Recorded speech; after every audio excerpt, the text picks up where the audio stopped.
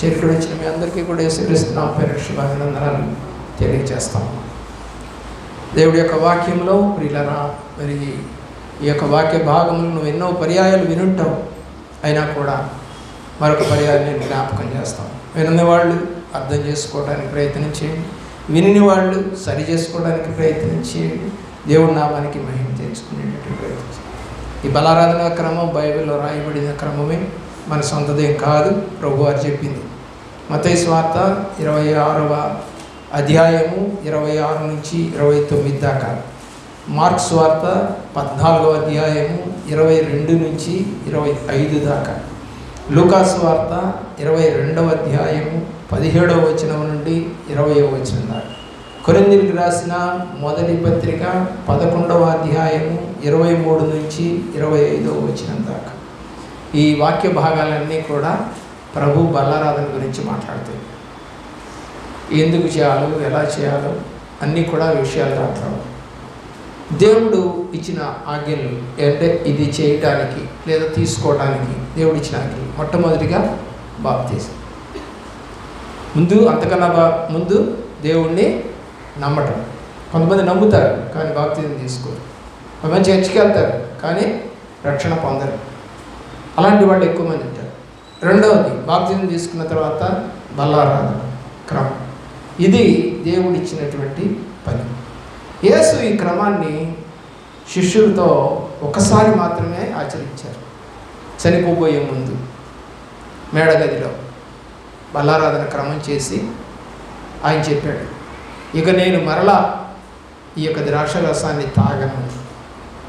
మరి తాగనంటే మనిషి బతికుండను అని అర్థం. ఇక నేను ఈ యొక్క ద్రాక్షరసాన్ని ఇక తాగను. చనిపోతాడని ఆయనకి తెలుసు, శిష్యులకి చెప్పాడు, జరిగిపోయింది. కాబట్టి దేవుని యొక్క ప్రేమలో నీ కుటుంబంలోని వారు ఇంతవరకు లేదా వస్తున్నటువంటి నీవు ఇంతవరకు ఆ బలలో చేయలేకపోయావు అని అంటే దాన్ని ఏమంటారు చెప్పండి? అయోగ్యత అంటారు. నేను ఒక అతన్ని క్యాపిటల్ హోటల్కి ఆహ్వానించాను, ఒక చిన్న పాస్టర్ గారు. సరే, ఒక ఫంక్షన్ జరుగుతూ ఉంటే, రండి పాస్టర్ గారు, ఇక్కడ ఫంక్షన్లో ఉన్నా నేను, రండి అంటే ఎక్కడండి అన్నాడు. ఇట్లా క్యాపిటల్ హోటల్ అన్నాడు. అమ్మో, మేము ఎక్కడ వస్తామనండి అయ్యారు, అంత గొప్ప గొప్ప వాళ్ళ హోటల్కి మేము రాలేము. ఎందుకంటే ఒక్క మీల్ 1200 రూపాయలు, ఒక్క మీల్ 1200 రూపీస్. నువ్వేం కట్టే పని లేదు, నువ్వు కట్టడానికి కాదు, నేను పిలిచాను కాబట్టి నాతో పాటు నువ్వు కూడా ఆ ఫంక్షన్లో తీసుకుంటావు భోజనం. ఎన్ని ప్లేట్లు తీసుకుంటే అంత డబ్బులు కట్టాలి వాళ్ళకి. ప్రియులారా, ఆలోచించేయండి. అన్నమాట ఏంటో తెలుసా? అంత గొప్ప గొప్ప. నేను ఒక మాట అన్నాను అతనితో, అయ్యా, ఇక్కడ ఉన్నటువంటి ఒక గొప్ప గొప్ప హోటల్కి నిన్ను ఆహ్వానిస్తే రాలేకపోతున్నావు, పరలోక రాజ్యంలో గొప్ప గొప్పగా ఉండేటువంటి సేవకులు హతసాక్షులు అంతా ఉంటారు, అక్కడికి ఎట్లా వెళ్తావు అన్నా. ఈ భూమి మీద ఉన్నప్పుడు నీ యొక్క పాపములను యేసు రక్తంలో ఉతుకుకున్న వాళ్ళు మాత్రమే కదా అక్కడ ఉండేవి. మరి ఇక్కడ నిన్నెందుకు నువ్వు తగ్గించుకుని మాట్లాడతావు? నిన్ను ఆహ్వానిస్తుంది ఎవరు? నిన్ను ఆహ్వానిస్తుంది ఒక పెద్ద మనిషి లేదా ఒక క్యాపిటల్, ఒక గొప్ప హోటల్కి రమ్మని పిలిచాడు. నువ్వు డబ్బు కట్టే పని లేదు, కేవలం వచ్చి నువ్వు భోంచేసి వెళ్ళటమే. దేవుడు ఒక మాట అన్నాడు, తలుపు వద్ద నుండి నేను తట్టుచున్నాను, ఎవడైతే తలుపు తీస్తాడో నేను వాడితో కలిసి భోజనం చేస్తాను. నేను రమ్మంటున్నాను కదా.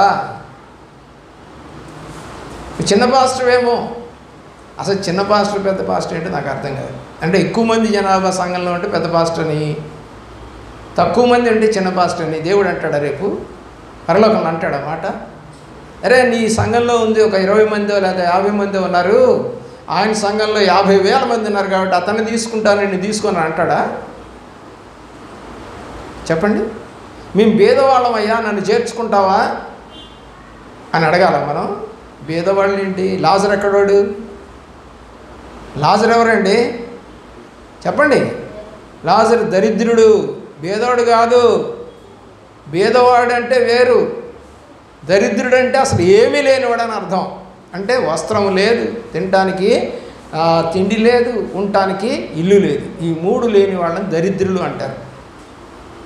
బీదవాళ్ళంటే మీలాగా ఉండొచ్చు, అంటే మీ అంత లేదు కదండి, మాకు కారు లేదు, బండి లేదు, ఓవెన్ లేదు, ఫ్రిడ్జ్ లేదు, ఫ్యాన్ లేదు, ఏసీలు లేవు, ఏదో ఒక గదిలో ఒక 3,000 రూపాయలకో ఒక 2,000 రూపాయలకో అద్దెకుంటున్నాం. ఇది బీదతనం.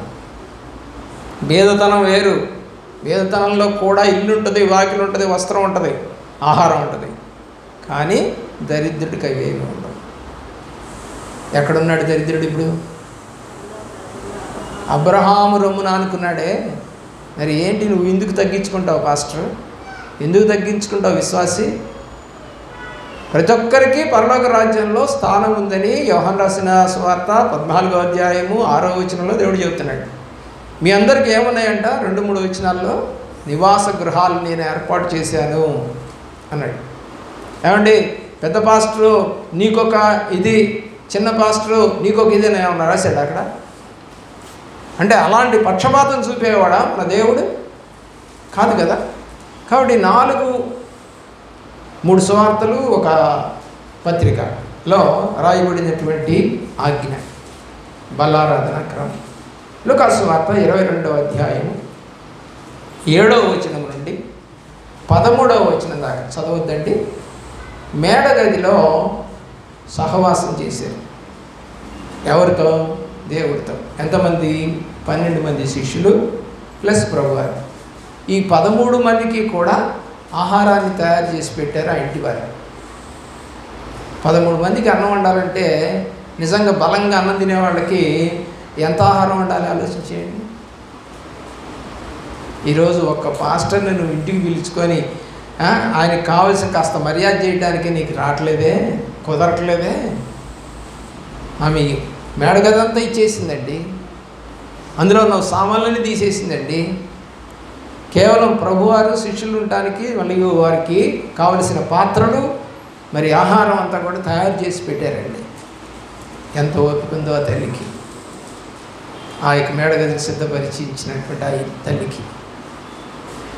అలాగే మార్తా మరియలకి ఎంత ఓపిక ఉందో. వచ్చినప్పుడల్లా 13 మంది ఆ ఇంటికి వెళ్తారు, 13 మంది ఆ ఇంటిని పడుకుంటారు. అది ఎంత పెద్ద ఇల్లో మనకు తెలియదు, కానీ వాళ్ళు బేదోళ్ళని మాత్రం తెలుసు బైబిల్. కాబట్టి బేదోళ్ళకి అంత ఇల్లు ఉంటుందండి. నేను ఒక ఇంటికి ఒకసారి వెళ్ళాను.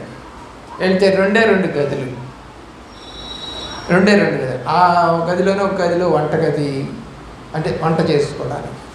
ఇప్పుడు ఒక గది, ఆ గదిలో బీరువాలు, గుడ్డలు అన్నీ ఉన్నాయి. ఏం స్థలమే లేదు. ఒక చిన్న మంచం వేశారు, సింగిల్ కాట్ మంచం. 6 ఉంటారంట. అంటారు, ఎక్కడ పడుకుంటారమ్మా మీరంటే, మంచం కింద ఒకళ్ళంట, మంచం మీద 2 పిల్లలంట. ఏమండి, ఈ వంటగది ముందు ఒక 2 అంట, అలాగే ఆ మంచం పక్కన ఒక 2 అంట. 6 అక్కడే పడుకుంటారట. మనకు ఒక్కళ్ళం పడుకుంటేనే నిద్ర వచ్చావు, పక్కనోడు ఉంటేనే నిద్ర రాదు. నాకైతే నాకు పక్కన ఎవరు పడుకున్న నిద్ర రాదు.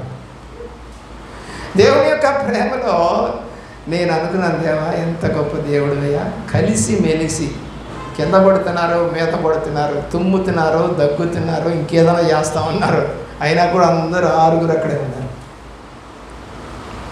ఎంత ఉంది కానీ మొత్తం కలిపి ఎంత కలిపి ఇదే గది అనుకోండి. అక్కడ కాస్త వంట గది, ఇది మొత్తం ఈ కాస్త గదిలో దేవుని ప్రేమ ఎంత గొప్పదే కదా నేను అనుకుంటాను. ఎన్నో గదులున్నా కూడా కలిసిమెలిసి పడుకోలేని కుటుంబాలు ఎన్నో, అవునా కదా? గదులు ఎన్నో ఉంటాయి కానీ కలిసిమెలిసి ఉండరు. ఈరోజు అదే తయారైపోయింది. అపార్ట్మెంట్లను పెట్టారు. ఏమండి, మొదట్లోనేమో సింగిల్ బెడ్రూమ్ అన్నారు, కుదరట్లేదంట. భార్యాభర్తలకు ఒక బెడ్రూము, పిల్లలకు ఒక బెడ్రూమ్ అన్నారు. పిల్లలు పెద్దోళ్ళు అయ్యారంట, 3 బెడ్రూము. ఇంకా 2 పిల్లలకి పెళ్ళి అంట, 4 బెడ్రూము, 5 బెడ్రూములు. ఏమండి, 2400 స్క్వేర్ ఫీట్ది 1,65,00,000 అమ్ముతున్నారు లక్ష్మీపురం. ఎంత పెద్దదో చూడండి ఆ ఇల్లు. ఎన్ని బెడ్రూమ్లో చూడండి, ఎన్ని హాళ్ళు, బెడ్రూమ్లు, ఎంత స్పేషియస్గా ఉంటుందో ఆ ఇల్లు. అందరు కలిసి చేసుకుంటే ఏమి ఇబ్బంది ఉండదు. ఆ ఇల్లు మొత్తాన్ని క్లీన్ చేయాలంటే ఇంకో 10,000 పడుతుంది. ఎవరికి? పని అమ్మాయికి. చూడండి, ఆలోచించండి. 30 ఏళ్ళు లేవు, ఆమె నడుము వంగలేక అండ్ కొంచెం పొడుగు చీపిరిదండి. ఏం చేయాలంట చెప్పండి? పొడుగు చీపిరంటే ఏం వంగదంట. స్టైలు ఎంత స్టైల్ అయిపోయిందో. ఇదివరకు నేలను పడి గుడ్డ తీసుకొని నీళ్ళలో ముంచుకొని ఇల్లు తుడిచింది మా అమ్మ, నేను కూడా. ఈ రోజునంతా స్టైలు భలే తిప్పుతున్నారు కర్రలు. మురికి మాత్రం బాట్ల. ఒకరోజు ఇట్టాను, బాగా తుడిచాను అయ్యగారు ఉంది. అట్టుండు, తుడిచావు కదా, బాగానే తుడిచావు కదా అని మళ్ళీ నేను తీసుకొని తుడిస్తే ఆ అమ్మాయికి ఎంత దుమ్ము ధూళి వచ్చిందో ఆ ఇక నీళ్ళలో అంత వచ్చింది. మళ్ళీ బాగానే తుడిచానే అంటది ఆ అమ్మాయి. నువ్వు తుడిచింది ఇంత చిన్న పీలికి మొక్కతోటి. ఎంత పోద్ది చెప్పండి? ఎంత పోద్ది? అంతే పోద్ది. నువ్వు ఎంత పోతుంది, ఎంత పీలికి ముక్కతో తుడుస్తావు అంతే పోద్ది. ఎక్కువ పోద్ది ఆయన ఏం పోదు. ఏమన్నా పాలిష్ బండలా లేకపోతే ఏమన్నా టైల్సా కనపడకుండా పోవటానికి? పిల్లలు ఆలోచించేయండి. 22వ అధ్యాయము 7 నుంచి 13 దాకా మేడగదిలో ప్రభువారు బల్లారాధన ఇచ్చారండి. యోహాను రాసిన సువార్త 13వ అధ్యాయము 1 నుంచి 20 వరకు ఎవరు గొప్ప అనే వివాదం వచ్చిందండి. ఇక్కడ ఎవరు గొప్ప అని అంటే దేవుడు చేసినటువంటి ఒక గొప్ప కార్యం ఒకటి మీకు కనపడతా ఉంది. ఏంటో తెలుసా? శిష్యుల యొక్క పాదములు కడిగాడు. వాళ్ళు అనుకుంటున్నారు 12 మంది మేము గొప్ప అనుకుంటున్నారు. ఒకళ్ళకంటే ఒకళ్ళు, అరే నన్ను ముందు పిలిచాడురా దేవుడు, మేము ముందు వచ్చామరా పేతురు అంటున్నాడు. రెండోసారి నన్నే పిలిచాడు ఆయన, మూడోసారి నన్ను పిలిచాడు, నేను ఉద్యోగం చేస్తుంటే నన్ను పిలిచాడు అని అంటున్నారంట. నేను దేవుడికి బాగా పరిచయం చేశారా, ఆయన ఎక్కడికి వెళ్ళమంటే అక్కడికి వెళ్ళారా, నేనే గొప్పరా అంటున్నాడంట ఒకడు. ఊరిక ఆ గాడిదని తెమ్మంటే నేను పోయాను అన్నాడంటే ఇంకొకడు. ఏమనుకుంటారంట? నేనే గొప్ప. చదవండి ఆ మాట. ఏం చేస్తున్నాడు దేవుడు? ఆ కండువాని ఆ యొక్క నడుముకు చుట్టుకొని పళ్ళెమును పెట్టి దానిలో నీళ్లు పోసి, చదవండి, పెట్టివేసి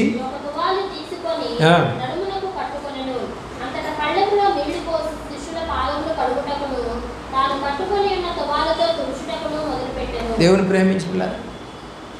ఎవరు తగ్గించుకున్నారు? ఇప్పుడు దేవుడు తగ్గించు. మనం ఏంటి, మాకు ముక్కు పొడకలు ఉన్నాయి, 4 చెవుదుద్దులు ఉన్నాయి, 4 నెక్లెస్. మొన్న ఒక అమ్మాయి నేను అడుగుతున్నాను, ఎంత 1,00,000 రూపాయలు ఉంటుందా, 50,000 ఉంటుందా అంటే, ఏంటి 1,00,000 అంటావు 50,000 అంటావు, 3 లక్షలు ఇది అంది. అమ్మ వామ్ము ఎంత గర్వమో, నీకు అన్ని లక్షలు ఉన్నాయి, దేవుడి రాజ్యానికి వెళ్తావా? నీకు లక్షలు ఎక్కువ ఉన్నాయిగా. ఈ మెడ నిండా గొలుసులే, చేతి నిండా గొలుసులే, కాళ్ళ నిండా గొలుసులే, నడుము నిండా గొలుసులే, ముక్కు నిండా గొలుసులే, అన్ని గొలుసులే నీకు. అసలు నిజం నిలువెత్తుని చూస్తే నువ్వు 10 లక్షలు 20 లక్షల రూపాయలు నగలు ఉన్నాయి నీ దగ్గర. దేవుడి రాజ్యానికి వెళ్తావా? దేవుడి రాజ్యానికి వెళ్ళటానికి నగల అందవా, మంచి డ్రెస్సా, మంచి హృదయం, దేవుడి కోరిక. ఏం చేస్తున్నాడు ఆయన? దేవుడు అయ్యుండి నార్మల్గా పుట్టినటువంటి మనుషుల యొక్క పాదాలు కడుగుతున్నాడండి. నేను ఒకసారి ఎన్నోసార్లు అడిగాను, ఇప్పుడు కూడా అడుగుతున్నాను. నీ పుట్టినరోజు అప్పుడు మీ తల్లి దగ్గరికి వెళ్ళి కాళ్ళకి దండం పెట్టిన వాళ్ళు ఉంటే చేతులెత్తండి. ఎన్ని సంవత్సరాలుగా? నేను చెప్పిన తర్వాత, లేకపోతే పుట్టిన దగ్గర నుంచా? నేను చెప్పిన తర్వాత. కాబట్టి దేవుని ఎవరండి వాళ్ళు? మనల్ని కంటానికి దేవుడు వాడుకున్నటువంటి తల్లిదండ్రులు వాళ్ళు. నువ్వు ఈ లోకంలో ఇప్పుడు ఇలాగ ఉన్నావు అని అంటే ఆ యొక్క ముఖరూపం అంతా ఎవరిది? మీ తల్లిదండ్రులది. ఆ రూపం నీకు ఇవ్వటానికి దేవుడు వాడుకున్నాడు తన గర్భాన్ని. నువ్వు ఈ లోకంలో ఉన్నటువంటి నీ తల్లిదండ్రులే నువ్వు ప్రేమించలేనటువంటి వ్యక్తివైతే ఇంక దేవుడిని ఏం ప్రేమిస్తావు? దేవుడు ఎవరు గొప్ప అని అనుకుంటా ఉంటే ఆయన మాదిరి చూపించాడు, తన్ను తాను తగ్గించుకొని. ఒక పెళ్ళిలో నేను చూస్తాను, మంచి చీర కట్టుకున్నాను, మంచి డ్రెస్ వేసుకున్నాడు భర్త.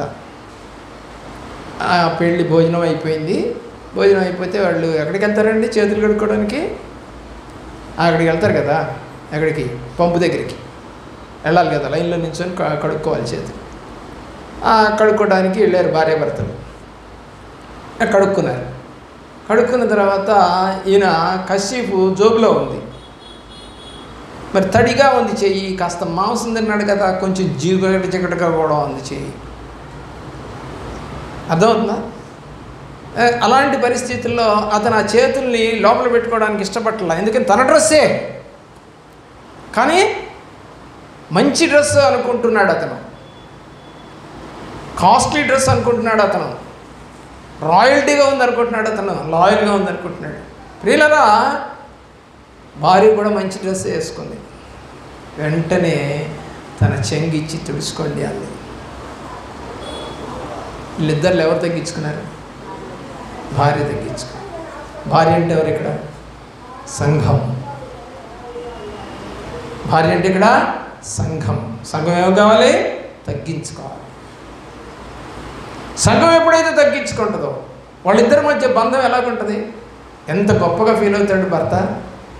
అందరి ముందు కాస్ట్లీగా ఉన్నటువంటి ఆ యొక్క మ్యారేజ్లో నా భార్య తన యొక్క 10,000 లేదా 20,000 రూపాయల చీరని కూడా ఆలోచన చేయకుండా తన చెంగును నాకు ఇచ్చి తుడుచుకోమంది. ఒక అబ్బాయి తుమ్మాడు, ప్రియులరా, తుమ్మాడు, చిన్న పిల్లవాడు తుమ్మాడు. తుమ్మంగానే చీవుడు బయటకు వచ్చింది. ఆ తల్లి ప్రియులరా వెతుకుతుంది, కషీప్ కోసమో టిష్యూ కోసమో వెతుకుతుంది. పక్కన ఉన్నటువంటి ఇంకొక తల్లి గబగబా వచ్చి, అది అలాగే ఉంటే అనీజీగా ఉంటుంది, లేకపోతే పిల్లవాడికి కాస్త కష్టంగా ఉంటుందని చెప్పేసి గబగబా వచ్చి ఆ చెంగుతోడు తుడిచేస్తూ ఉంది. వింతగా చూస్తూ ఉంది. నా కొడుకుని పరాయమ తుడుస్తూ ఉంది. ఎవరో తెలియదు, ఆమె ఎవరో. ఆ తల్లికి ఉన్నది ఒకటే మానవత్వం. ఆ పిల్లవాడిని అలా చూస్తూ ఆమెమో కషీప్ కోసమో లేకపోతే టిష్యూ కోసం వెతుకుతుంది. కానీ ఈనాటి పిల్లలకి చెంగులు లేవు కాబట్టి మీకేముంటుంది, అదే చున్నీ అంటారు, దాంతో తొడవచ్చుగా. కొంచెం లాంగ్గా ఉంటుంది మీ డ్రెస్సు, దాంతో తొడవచ్చుగా.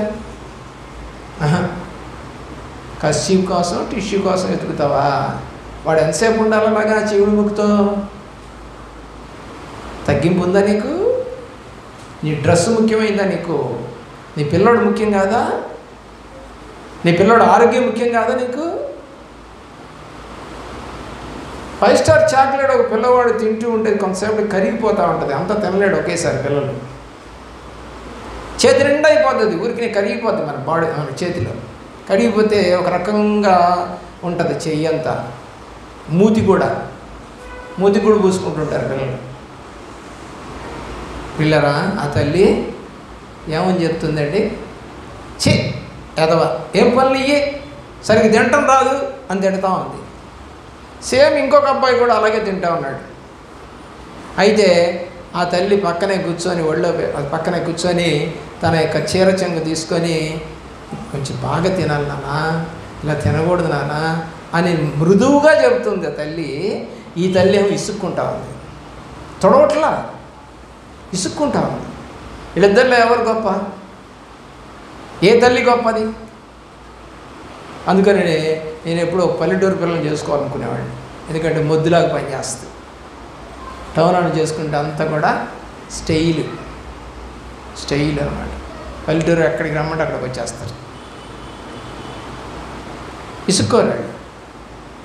అదే టౌన్ వాళ్ళు అయితే మేము రావాలా అక్కడికి, మన కుదరదు, వాళ్ళు లో క్లాస్ అండి, వాళ్ళకి ఎవరు వస్తారు, మేము రావు. లో క్లాసు హై క్లాస్ అనుకుంటున్నావు. దేవుళ్ళో ఏ క్లాస్ నువ్వు? దేవుళ్ళో ఏ క్లాసు? ఎల్కేజీయా, కిండర్ గార్డెనా? ఆలోచించి. మేడగదిలో ప్రభువారు తగ్గించుకొని వాళ్ళ యొక్క పాదములు కడిగి, ఇంకో మాట అన్నాడు అక్కడ పేతురుతో. పేతురు అంటాడు, నా కాళ్ళు మట్టుకే కాదు మొత్తం కడుగు అంటున్నాడు. చూడండి పేతురు ఏమంటున్నాడు, నా కాళ్ళు మట్టుకే కాదు. చూడండి, సంధిస్తే అంటే దూరిపోయి దబ్బడం లాగా తేలాడంట.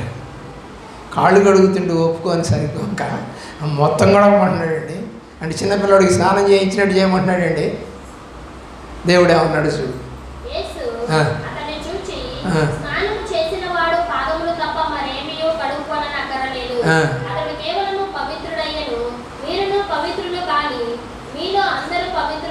చూసారా, మీరు పవిత్రులే కానీ అందరూ పవిత్రులు కాదు. అలాగే సంఘానికి వచ్చిన వాళ్ళంతా విశ్వాసులే కానీ అందరూ కూడా ప్రభులో ప్రవేశించలేరు. ఎందుకండి? ఎందుకని ప్రవేశించలేం? మా జీవితాలే మంచివి కావా? మేము బాగా బతకటం లేదా? మంచి తిండి తినటం లేదా? మంచి డ్రెస్ వేసుకోవటం లేదా? మేము ఎందుకు వెళ్ళామంటే నీకు మారు మనసు లేదు. దేవుడు అంటున్నాడు అన్నమాట. అందరూ కాదు. దేవుని యొక్క ప్రేమలో అప్పుడు అంటున్నాడు దేవుడు, నేను ఎట్లయితే చేశానో మీరు కూడా అలాగనే చేయండి. చూడండి, చదవండి త్వరగా. నేను చేసినట్టే మీరు కూడా చేయండి. చదవాలండి, వాక్యం పట్టుకోవాలి గబగబా, ఇంతసేపు పట్టకూడదు. అంటే నువ్వు వాక్యం చదవట్లేదు అసలు.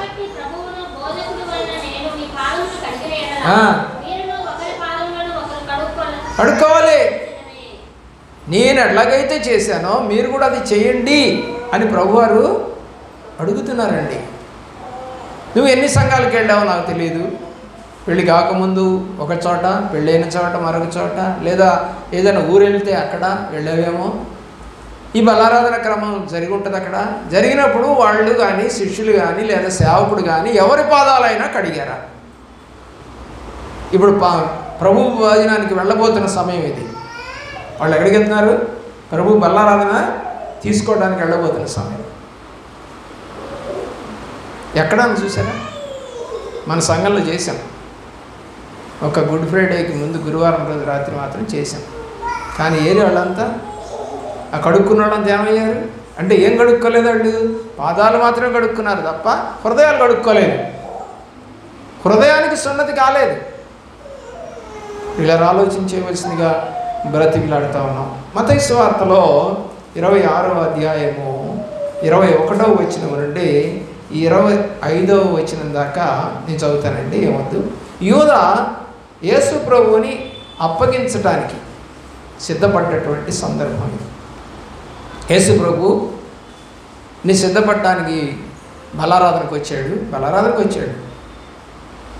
అంటున్న మాట ఏంటంటే, ఇక్కడ ఉన్నటువంటి వారిలో ఒకడు నన్ను అప్పగిస్తాడు అని ప్రభువారు చెప్పారు. 12 మందికి చెప్పారు. 12 మంది అంటున్నారు, నేనా? అమ్మా ఎవరో అన్నారంట నా గురించి, నాకు తెలిసింది అని అంటే సంఘంలో ఉన్న వాళ్ళు అన్నారు, అయ్యగారు మేమేమన్నా అన్నావా? మేము ఎప్పుడు అనలేదు అయ్యగారు మిమ్మల్ని. అందొక ఇంకొక ఆమె ఉంది, మేము ఎప్పుడు అనలేదు అయ్యగారు మీ గురించి. మరి ఎవరన్నారు? దేవుడు అన్నాడు, నాతో పాటు చెయ్యి ముంచువాడే. నన్ను అప్పగించేది ఎవరు? నాతో పాటు చెయ్యి ముంచేవాడే. ఇస్కరియోతు యూదా గురించి దేవుడు మాట్లాడతాడు. అంటే ఇందాక దేవుడు చెప్పినట్టుగా యోహాను రాసిన సువార్తలో అందరూ మంచివాళ్ళు కాదు. అక్కడ ఉన్నవాళ్ళంతా అందరూ విశ్వాసులు కాదు. అక్కడ ఉన్నవాళ్ళంతా పైకి మాత్రమే విశ్వాసులు. అందులో ఆల్రెడీ కుట్రతోటి వచ్చినవాడు, లోపల ఆల్రెడీ ప్రభువును పట్టించాలనేటువంటి పరిస్థితిలో వచ్చినవాడు, ఆల్రెడీ డబ్బులు తీసుకొని వచ్చినటువంటి వాడు, దొంగయే ఉన్నవాడు, మోసకారైనటువంటి ఇస్కరియోతు యూదా ప్రభుతో పాటు చేతులు కడుక్కొని తింటారు కదా భోజనం. చేతులు కడుక్కునే సమయంలో దేవుడు అన్నమాట కనపడిందండి మీకు. అక్కడ ఏమంటున్నాడు? నీవన్నట్టే. చూడండి ఏమంటున్నాడు దేవుడు. దేవుని యొక్క ప్రేమలో అక్కడ ఎవరు నేనా అని అడిగాడు. అంటే ఎవరు నేనా అని అడగగానే దేవుడు అంటున్నాడు, నాతో పాటు చెయ్యి ముంచువాడు. మార్క్స్ వార్త 14వ అధ్యాయము 20వ వచనంలో మార్క్స్ వార్త 14వ అధ్యాయం 20వ వచనం చూడండి. ఆ ద్రోహి అన్నాడు. చూడండి ఏమన్నాడు? ఆ ద్రోహి కలిసి భుజించేటట్టుగా కనపడతాం. వాడు ఎవరండి? ద్రోహి. చదవండి 14:20 మార్క్స్ వార్త.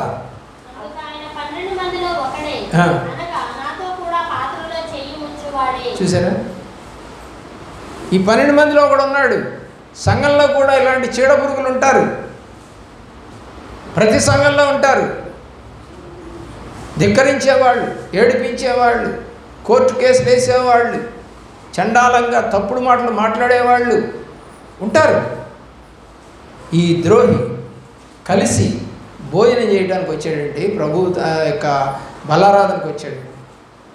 చూడండి యోహాను రాసిన సువార్త 13వ అధ్యాయం 14వ వచనంలో. యోహాను రాసిన సువార్త 13వ అధ్యాయము 14వ వచనం. ఎవరో చెప్పమని పేతురు యోహాన్ని అడుగుతున్నాడు.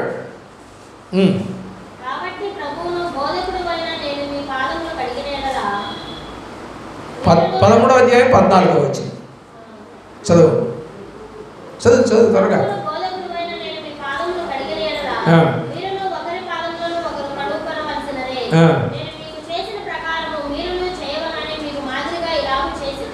ఎలాగంట? మాదిరి. మరి మాదిరి అయితే నీకు సేవకుడు కుటుంబం బాగుందండి, బాగా విశ్వాసం ఉన్న వాళ్ళ కుటుంబాలు బాగున్నాయండి, మా కుటుంబాలు ఎందుకు బాగలేవంటే మాదిరేది నీకు? మాకు గేదెలు ఉండే చెప్పాను కదా, మా తాతలు వాళ్ళందరికీ గేదెలు, ఎద్దులు, ఆవులు, మేకలు అన్నీ ఉన్నాయి. ప్రియులరా, సరే చిన్నతనంలో నాకు తెలియక నేను కూడా పాలు బితుకుతానని చెప్పేసి పోయి పాలు బితుకుతుంటే రాట్లే.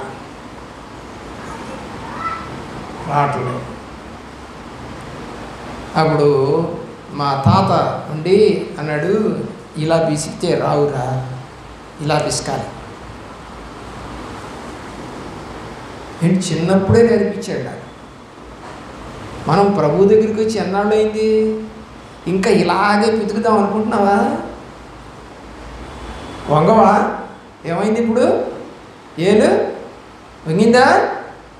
ఏలు వంగితేనే పాలు వస్తాయా? వంగకుండా లాగితే వస్తాయా పాలు? చేసి చూద్దాం, వస్తాయేమో. ఏమ్మా సీతాలక్ష్మి గారు, వస్తాయా? రావంట.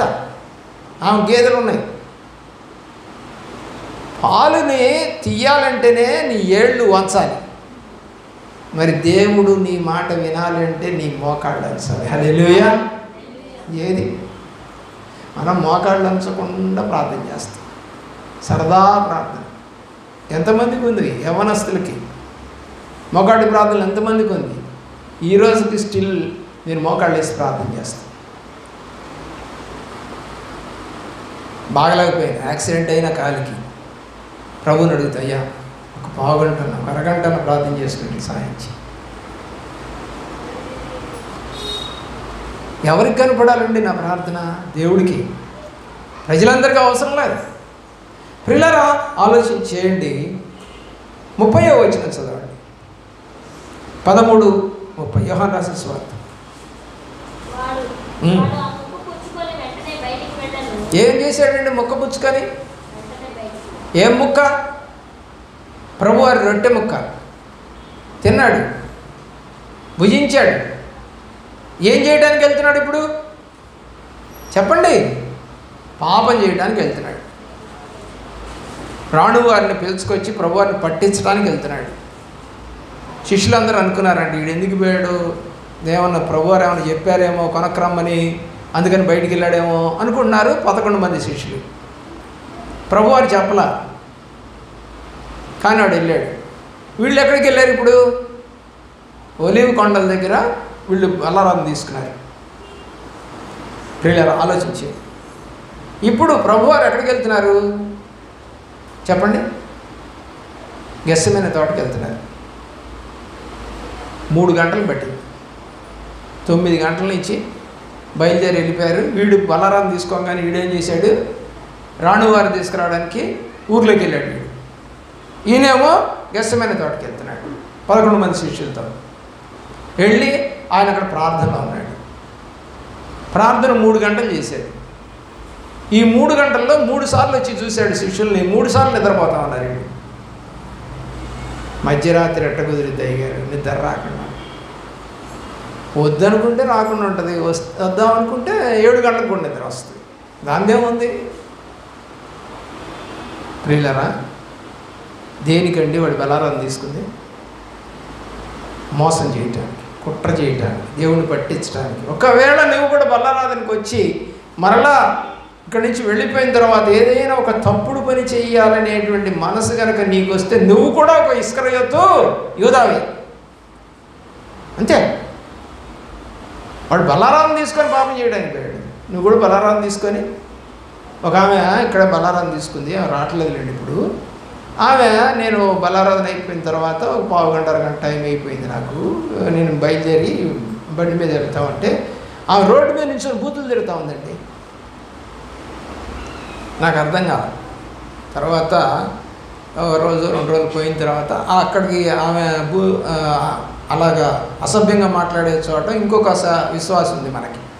సరే నేను ఊరికి అడిగాను, ఏంటి ఆమె ఏదో మొన్న ఏదో అరుస్తున్నట్టుంది, బల్లారాన్ని తీసుకుంది, పోయి ఏంటి అట్లాగా అరుస్తూ ఉంది, అబ్యూజింగ్ వర్డ్స్ వాడుతూ ఉంది, బాగలేదు కదా ఏంటిది అని అంటేను, అయ్యా ఇంకా ఆమె సంగతే చెప్పాలి, ఆడెవడో వడ్డీకి ఇచ్చిందంట, వడ్డీ డబ్బులు ఇవ్వట్లేదంట, పరమ బూతులు తిడుతూ ఉంది. ఆమె ఏం చేసిందండి? బల్లారాన్ని తీసుకొని పోయింది. ఎలాంటి పాపం చేస్తారండి అసలు నాకు అర్థం కాదు. నేను ఒక అతనికి 13 లక్షల రూపాయలు ఇచ్చాను, 13 lakhs వితౌట్ ఇంట్రెస్ట్, నో డబ్బులు, వడ్డీలు లేవు, పిల్ల వడ్డీ లేదు. దరిదాపు 13 సంవత్సరాల దాకా ఇవ్వాలి నాకు. నిజంగా అది నేను బ్యాంకులో వేసుకున్నా కూడా కనీసం ఒక 50 లక్షలు అయ్యేది. 2 సార్లు 13 ఎంత అవుతుందండి? 6 ఏళ్ళకి 26 ఎంత అవుతుందండి? 52 లక్షలు అయ్యేది. ఏది ఊరికి బ్యాంకులో పారేసి ఉంచితే, ఇది ఫిక్స్డ్ డిపాజిట్. రూపాయి ఇవ్వలేదండి. ఆ కోపం వచ్చేసి అడుగుతుంటే మావిడ అంటుంది, వద్దులేండి ఇస్తారులేండి అంటుంది. ఏం చేశాను? నేనేం చేయలేక, కాగితం లేదు, పత్రమే లేదు, మరి ఏం చేయాలి? ప్రియులారా, అంచెలంచెలుగా కొంచెం కొంచెం ఇచ్చారు. ఎప్పటికో ఆ మనిషి కూడా చచ్చిపోయాడు, ఇప్పుడు లేడు. ఏమంటే ఎవడైనా ఇస్తాడట? మొన్న నేను మా పని అమ్మాయికి 1 లక్ష రూపాయలు ఇస్తే విశ్వాసం లేకుండా ఎట్లా వచ్చి గంతులేసిందండి. ఎవడిస్తాడండి ఊరకనే? ఇస్తావా? వితౌట్ ఇంట్రెస్ట్ ఇస్తావా? మొన్న మనకు తెలిసిన అమ్మాయికి బాగలేక, వాళ్ళ భర్తకి బాగలేకపోతే మరి ఆసుపత్రిలో ఉన్నారు కదా, నువ్వు ఇచ్చావా? తాకట్టు పెట్టుకొని ఇచ్చావే, ఊరకనే లేదే డబ్బులు, ఊరకనే ఇచ్చాం మేము. కాగితం కూడా లేదు, కాగితం కూడా రాసుకోలే. ఇస్తారా? మీరు తీసుకురండి చూద్దాం 1 లక్ష రూపాయలు. అయినా కూడా విశ్వాసం లేదా మనిషి. ఆదుకున్న వాళ్ళని కూడా ప్రేమించడం చేతగా అనేటువంటి ఒక దౌర్భాగ్యులండి ఈ రోజున. చాలామంది ఉన్నారు అలాగా. నా జీవితంలో ఎంతోమంది చూసాం. అమ్మగారి దగ్గర అట్లా డబ్బు తీసుకొని ఇవ్వకుండా ఉన్న వాళ్ళు ఎంతోమంది. ఆమె ఉదారంగా పోనీలే, మన ఆఫీస్లో పని చేసేవాళ్ళు కదా, యువకు ఎక్కడికి పోతారని ఇస్తుంది. ఏంది అక్క ఇస్తాంలే అంటారు వీళ్ళు, అక్క అంటారు పెద్దాం కాబట్టి, కానీ ఇచ్చేవాళ్ళు కాదు. ఏమన్నా అన్నాం మేము మమ్మని? నీకు చేత కాదు, నీకు తెలివి లేదు, నీకు జ్ఞానం లేదు అనలేదే. ఆమె అనేది ఏం అవసరం లేరా వాళ్ళకి, ఎందుకు లేకపోయేలారా అనేది. అదేది ఎట్లంటామన్నా వాడము. ఆమెకున్నంత ప్రేమ మమ్మల్ని ఈరోజు బతికిస్తూ ఉంది. ఆమె చూపినటువంటి ఆ ప్రేమ మమ్మల్ని ఈరోజు బతికిస్తూ ఉంది. నువ్వు అలాంటి ప్రేమను చూపిస్తే నీ కుటుంబం కూడా అలా మరి తిరుగుతుంది అని చెప్తాను నేను. మనం నష్టపోతున్నట్టుగా కనపడుతుంది, కానీ మనం వృద్ధి చెందుతూ ఉంటాం దేవుళ్ళు. మన కుటుంబం దేవుళ్ళు వృద్ధి చెందుతూ ఉంటుంది. మనల్ని నష్టపరిచిన వాళ్ళ యొక్క సావులు, కష్టాలు, బాధలు మన కళ్ళారా చూస్తాం. డెఫినెట్ ఇది. నువ్వు మేలు చేసిన వారికి మేలు చేయకపోతే కీడు జరుగుద్దని రాసింది బైబిల్లో. నేను చెప్పట్లేదు అది. ఎవరైతే నీకు మేలు చేశారో వాళ్ళకి నువ్వు మేలు చేయకపోగా వ్యతిరేకిస్తే నీకు కీడు జరుగుతుంది. కీడు తొలగిపోదు అని కూడా రాశాడు. ఆ ఇంటి నుండి కీడు తొలగిపోదట, అది అలాగే ఉంటుందట. మేలు చేసిన వారికి కనుక నువ్వు కనుక కీడు చేస్తే. దేవుని యొక్క ప్రేమలో అతడెవరో అనే సూచన ముక్క ముంచుకున్నటువంటి పుచ్చుకొని వెళ్ళిపోయినటువంటి ఇస్కరియోతు యోధ 2-3 హింట్స్ ఇచ్చాడు దేవుడు. నువ్వే నన్ను పట్టించేది అన్నా కూడా అతనికి ఏమైనా మారు మనసు వచ్చిందా? రాలా. డబ్బు మీద ఆశ. ఎన్ని నాణేలు? 30 వెండి నాణేలు. డబ్బు మీద పిచ్చి. డబ్బు మీద పిచ్చి పట్టిన వాళ్ళు దేవుణ్ణి ప్రేమించలేరండి. లేదు. నిన్న ఒక అతను తిరుమల ఒకటి టెంపుల్ ఉంది కదా, ఆ టెంపుల్కి ఒక అతను తాను ఏదో పాపం చేసి సంపాదించాడట. ఆఫీసర్ పాపం చేసి సంపాదించాడు. భూములు ఎన్ని ఎకరాలండి? 30 ఎకరాల 35 ఎకరాలు భూమి దేవుడికి రాసి ఇచ్చేసాడండి. ఎన్ని కోట్లు ఉంటుంది? కనీసం 100-200 కోట్లు ఉంటుంది. అతను చెప్పింది, నోటితో చెప్పింది, నా పాపాన్ని ప్రక్షాళన చేసుకోవడం కోసం నేను ఈ భూమిని దేవుడికి ఇచ్చేసాను అన్నాడు.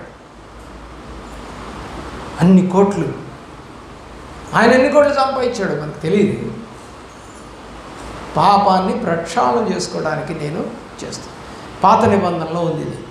మనం పాపం చేస్తే గొర్రె పిల్లల్ని తీసుకురావాలి. నిర్దోషమైనటువంటి గొర్రె పిల్లల్ని తీసుకొచ్చి దేవుడికి ఇచ్చేయాలని రాసింది బైబిల్లో. దేనికోసం? అది పాపాన్ని ప్రక్షాళన చేసుకోవడానికి. హిందూ అతను నేను ఈ వాక్యాన్ని బైబిల్లో అర్థమైంది నాకు. ఓహో, పాపాన్ని ప్రక్షాళన చేసుకోవడం పాత నిబంధనలో ఒక నిర్దోషమైన గొర్రె పిల్లను, గొవ్వను, పావురాన్ని, పిండిను తీసుకురావాలి నీ స్తోమతను బట్టి. అమ్మో, అన్ని కోట్ల రూపాయలు విలువైన భూమిని దేవుడికి ఇచ్చేసి పిల్లలు ఆలోచించండి. దేవుడి దగ్గర మనం పాపం ఒప్పుకోవటం అనేది కొంతకాలం తర్వాత అయినా నీకు రావాలి. ఇప్పుడే రాకపోవచ్చు, కానీ ప్రభువులో ఎదుగుతుంటే ఆ మనసు నీకు ఇస్తాడు. నాకున్న 22 ఎకరాల భూమి కూడా నాకు కాకుండా పోయింది ఈ రోజున. మా తల్లిదండ్రులు ఇచ్చినటువంటి భూమి. ఎన్ని కోట్లు ఉంటుందో నాకు తెలియదు, కానీ వదిలేశాను. ఎన్నో వదిలేశాను ఆ జీవితంలో. అలా కట్నాలు తీసుకోలేదు, కానుకలు తీసుకోలేదు, సారెలు తెచ్చుకోలేదు, నలుగులు వేసుకోలేదు. ఏమండి, మరి మీరైతే ఎన్ని చేసే ఉంటారు? నో, ఏం చేయాలి? దేవుని యొక్క ప్రేమలో లూకా సువార్త 22వ అధ్యాయము 39వ వచనంలో రొట్టె విరిచి దేవుడు శిష్యులకు ఇచ్చాడు. 22:39వ వచనం. అలాగే 22:23వ వచనం. ఆశీర్వదించుటకు ఏమంటే ఆయన రొట్టెను పట్టుకొని ఆశీర్వదించాడు. మార్కు సువార్త 14:23లో కూడా మీకు కనపడుతుంది. ప్రియులరా, మరి ఈ రోజున నీవు దీన్ని తీసుకోవడానికి వచ్చావు. నీ పాపం ఏమైనా పరిహరించబడినట్టుగా అనుకుంటూ లేదా చెప్పుకుంటూ తీసుకుంటున్నావా? హిందువులు ఆహారం తినేటప్పుడు ఏం చేస్తారు చెప్పండి? నిజమైన హిందువు ఏం చేస్తాడు? ఏమని చెప్తాడు? అందరి దేవుళ్ళ పేర్లు చెప్పలేము, ఎందుకంటే దేవుళ్ళు ఎక్కువ కదా, చాలామంది దేవుళ్ళు ఉంటారు కదా. ఏ దేవుడి పేరు చెబుతా? అందుకని మా నాన్నగారు నేను హిందువుగా ఉన్న రోజుల్లో మాకు కూడా నేర్పారు. మీరు మీ పిల్లలు నేర్పుకుంటారు ఇప్పటి వరకు కూడా నాకు తెలిసి. ప్రార్థన చేసుకొని తినని నువ్వు చేసుకోకుండా తింటున్నావని నాకు సంగతి తెలుసు. నాకు నీ పిల్లలకి నువ్వు నేర్పవని సంగతి నాకు తెలుసు. ఇప్పటికి కూడా అదే పరిస్థితి మీ ఇళ్లలో. క్రైస్తవులైనా కూడా ఆహారానికి ప్రార్థన చేసుకోకుండా తింటున్నారు. అలాగే మీ పిల్లలకి కూడా ప్రార్థన చేయించకుండా తినేస్తూ ఉన్నారు.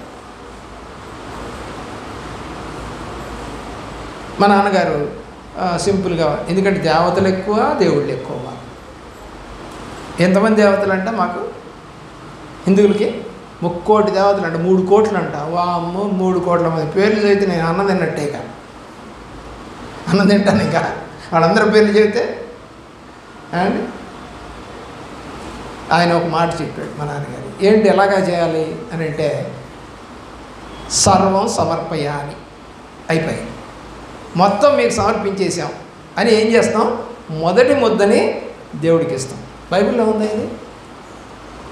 నాకు తెలియదు. నేను హిందూగా ఉన్న రోజుల్లో మా నాన్నగారు చెప్పినట్టు చేసాం. బైబిల్లో మీరు కనుక చూస్తే ఈ యొక్క మాట మీకు బైబిల్లో కనపడుతుంది. ఎందుకండి దేవుడు చెప్పాడా? అవును, పాత నిబంధనలో దేవుడు కొన్ని పద్ధతులు, కొన్ని ఆచారాలు ఆయన పెట్టాడు. చూడండి, దేవుని యొక్క ప్రేమలో ఆ యొక్క మాటలు మనము చదువుతాం. ఇప్పుడు ధర్మశాస్త్రం ఇచ్చినప్పుడు, ధర్మశాస్త్రాన్ని ఇచ్చినప్పుడు దాన్ని దేవునికి ఇవ్వాలి. సంఖ్యాకాండం 15వ అధ్యాయం 20-21 వచ్చిన. సంఖ్యాకాండం 15వ అధ్యాయం 20-21 వచ్చినారు. మీరు మీ మొదటి పిండి ముద్ద రొట్టెను ప్రతిష్టార్పణముగా అర్పించవలెను, కళ్ళకు అర్పణముల వలె దాన్ని అర్పించవలెను. మీ తరతరములకు మీ మొదటి పిండి ముద్దలో నుండి ప్రతిష్టార్పణమును యెహోవాకు అర్పించవలెను. ఎవరిది ఈ పద్ధతి? హిందువుందా, క్రైస్తవుందా? క్రైస్తవుంది. కానీ మాకు తెలియదు. అప్పుడు మొదటి పిండి ముద్ద దేవుడికి ఇవ్వాలి అని హిందూయిజంలో ఉన్నప్పుడు చెప్పారు. అది దేవుడి ముద్ద అన్నారు, అది ప్రతిష్ఠితమైనది ముద్ద అన్నారు. ఇప్పుడు మిగతా భోజనం అంతా ఏమవుద్ది? మంచిగా మారుతుందట. అంటే ఇంక చెడు ఉండదు. దేవుడికి పెట్టిన, మనం తింటున్నటువంటి ముద్దలో మొదటి ముద్ద దేవుడికి ఇచ్చినప్పుడు అది చెడిపోయింది కాదు కాబట్టి, దేవుడు ఆశీర్వదించబడింది కాబట్టి ఈ భోజనం కూడా దేవుడు ఆశీర్వదించినట్లే. అర్థమవుతుందా నీకు? నువ్వు ఏదైనా అడుగు, హిందూయిజంలో ఉన్నటువంటి పద్ధతి అంతా కూడా పాత నిబంధనలు ఉందా లేదా అంటే ఉన్నాయి. పూజారి ఎక్కడికి వెళ్తాడు? గర్భగుడిలోకి వెళ్తాడు. అవునా? నిన్ను పంపిస్తాడా? గర్భగుడిలోకి మనల్ని పంపించరు కదా, పూజారులు మాత్రమే వెళ్తారు కదా. ప్రియులరా, క్లీన్ చేసేవాళ్ళు ఎవరు? పూజారులే. పనివాళ్ళు ఎవరిని క్లీన్ చేయించరు మందిరాన్ని, ఏది గర్భగుడిది. మిగతా ఆవరణ అంతా చేయొచ్చు, కానీ గర్భగుడిని మాత్రం ఎవరు ఎంటర్ కావడానికి ఇల్లేదు. పూజారే వెళ్తాడు, పూలు అన్ని తీసేస్తాడు, సాంబార్ గడ్డీలు ఒత్తులన్నీ తీసేస్తాడు, శుభ్రం చేస్తాడు, మళ్ళీ అన్నీ అలంకరిస్తాడు పూజారి. ఇది ఎవరిది? పాత నిబంధన పద్ధతి. పాత నిబంధనలో ఆ యొక్క మందసం ఉన్నటువంటి ప్రత్యక్ష గుడారంలోనికి ఎవరు వెళ్తారు? యాజకుడు మాత్రమే వెళ్తాడు. ఎంత ఇది, అంత పాత నిబంధన తీసుకొచ్చుకొని వీళ్ళను అనుభవిస్తూ ఉన్నారు. పాత నిబంధనలో ఉన్నాయన్నీ అవే. ఆ యాజకుడు మాత్రమే ఆ యొక్క సన్నిధిలోనికి వెళ్తాడు, వెళ్ళి దేవుడితో మాట్లాడతాడు. దేవుడు చెప్పిన విషయాలు వచ్చి మళ్ళా పాలనలో ఉన్నటువంటి వీళ్ళందరికీ చెప్తాడు. అతను చెప్పే పనిది, చేసే పనిది. ఈరోజు నువ్వు హిందూ గుళ్ళల్లో చూస్తున్నటువంటి పూజారి మాత్రమే వెళుతున్నది బైబిల్లో ఉన్నది.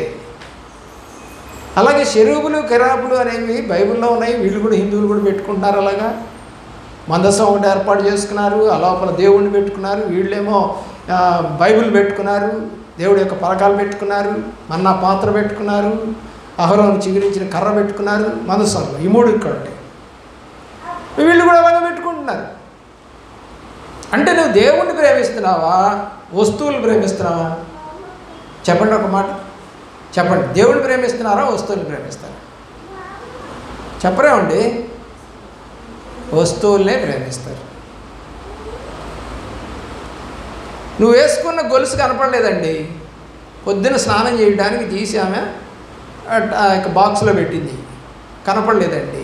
మళ్ళీ వచ్చి స్నానం చేసి వేసుకుందాము, చర్చికి వెళ్దామని అంతా రెడీ అయిపోయింది, గొలుసు తీసేసుకుందాం అంటే కనపడలేదండి. చర్చికి వస్తా రాదా? కాబట్టి ఎవరిని ప్రేమిస్తున్నట్టు? పోతే పోయిందిలే, దేవుడే చూపిస్తాడులే, ఎక్కడికి పోతుందిలే, మా ఇంట్లోకి ఎవరు రాలేదు కదా, ఉంటుందిలే అనుకోవట్లా. ఏమ్మా చర్చికి రాలేదంటే ఎక్కడయ్యా శోధన అంటా ఉంది. ఏంటమ్మా శోధన అంటే నేను బాక్సులో దీంట్లో పెట్టానయ్యా కనపట్టలేదు. సరే తగదాడుతూ ఉంది, కోపగించుకుంటా ఉంది, ఎదుగుతూ ఉంది. ప్రియులారా, ఆమె చేసింది ఏంటో తెలుసా? తీసుకొని డస్క్లో వేయాల. ఆమె ఎప్పుడు డస్క్లో వేస్తాట, కానీ ఆ రోజు డస్క్లో వేయాల. ఒక బంగారపు ఇది ఉంటుంది కదా, మీకు పెట్టెలు ఇస్తారు కదా, ఆ పెట్టెలో పెట్టిందంట. పెట్టెలో పెట్టి గుడ్డలు తీసుకుంటుంది కదా ఇక, ఆ గుడ్డల యొక్క దాంట్లోనే పెట్టేసింది. మర్చిపోయింది అది. ఇప్పుడు ఏం మర్చిపోయిందండి? చెప్పాలి త్వరగా. ఏం మర్చిపోయిందండి? ఇప్పుడు చెప్పరేమండి, మనసు రావట్లేదు కదా మీకు. దేవుణ్ణే మర్చిపోయింది, పెట్టిన నగను మర్చిపోయింది, ఇల్లంతా ఎదుగుతుంది. ఇప్పుడు ఎవరిని మర్చిపోయింది అంటే దేవుణ్ణి మర్చిపోయింది. కాబట్టి నీకు లోక భోగముల పాడండి మాట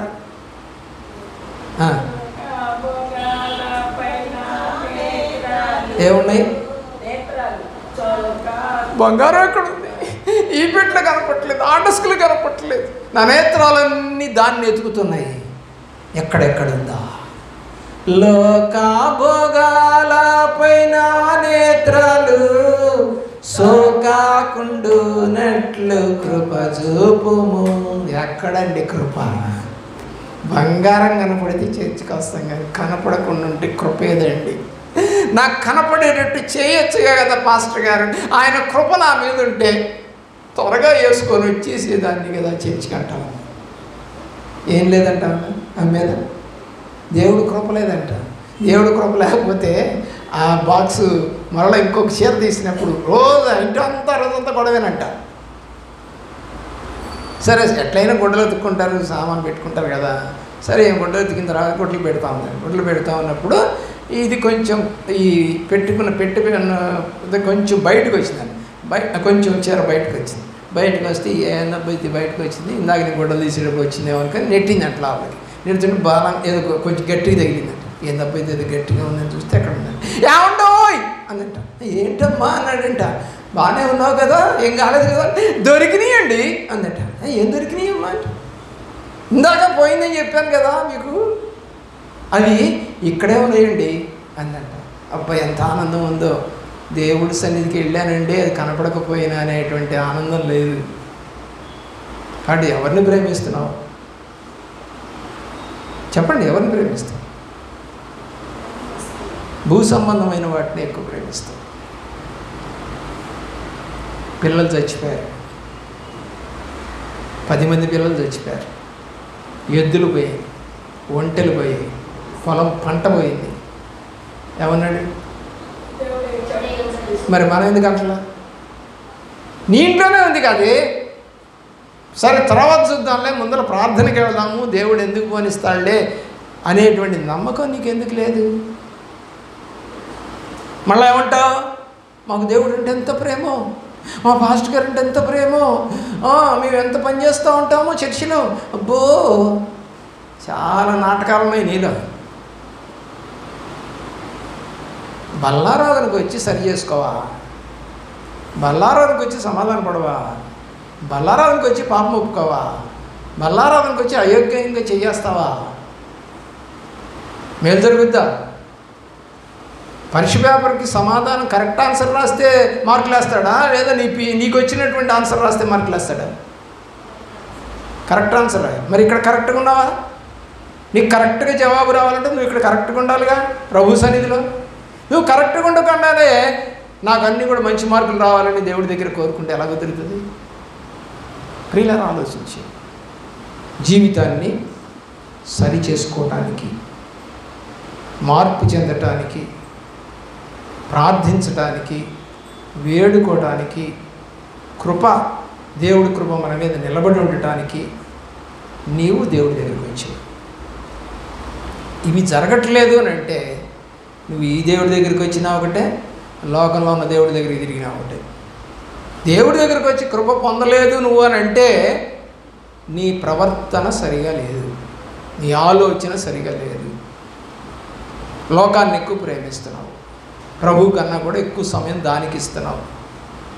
ఏంటయ్య గారు 1 గంట 2 గంటల దాకా పెట్టారు, మాంసం తెచ్చుకోవాలి వండుకోవాలనుకొని చూసాం అయ్య గారు, మా బంధువులు కూడా వచ్చారు, ఇంట్లోనే ఉన్నారు అయ్య గారు, మేము వచ్చేస్తాం 2 గంటలు అని చెప్పాము, కానీ నువ్వేంటి 3 గంటల దాకా పెట్టావు.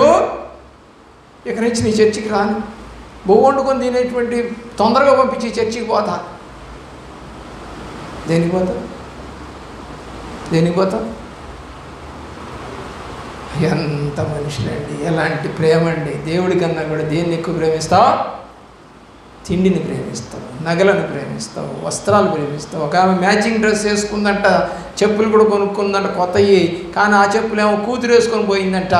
ఏమికేమో అర్థం కాకుండా చెప్పులు కనపట్టలేదంట, స్టాండ్లో తైతక్కలాడుతూ ఉంది. ఏమినో చెప్పులు, ఈ డ్రెస్సుకు తగ్గటువంటి గుడ్డలకు చెప్పులు కొనుక్కుంటే నేను ఆ చెప్పులు వేసుకొని పోదాం అనుకున్న చర్చి కంటే నేను రానండి అంటుందంట. ఏమమ్మా అంట, చెప్పులు లేవందంట.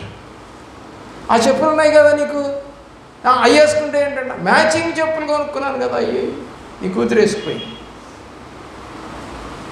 దేని మీద ప్రేమ? చెప్పులు. దేని మీద ప్రేమ? చీరలు. దేని మీద ప్రేమ? నగలు. దేని మీద ప్రేమ? అందం.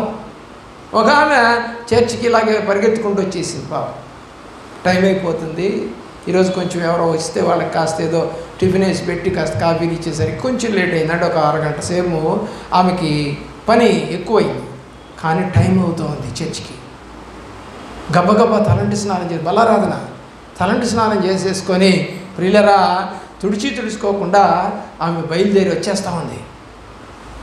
వచ్చేసి మధ్యలో ఒక టవల్ పెట్టుకుంది, ఆ టవల్తో తుడుచుకుంటూనే ఉంది, వచ్చేసింది.